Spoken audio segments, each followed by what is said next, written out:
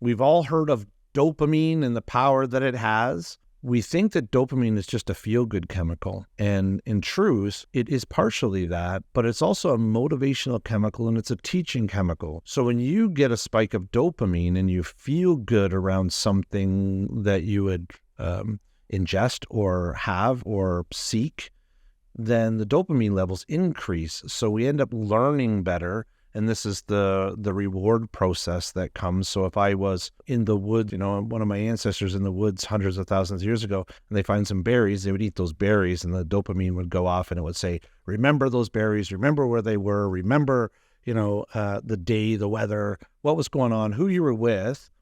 And it would help you to remember that information.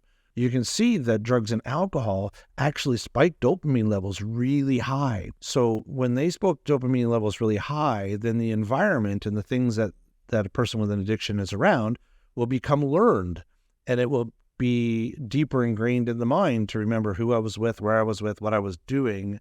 So then those things become more important to the individual with the addiction.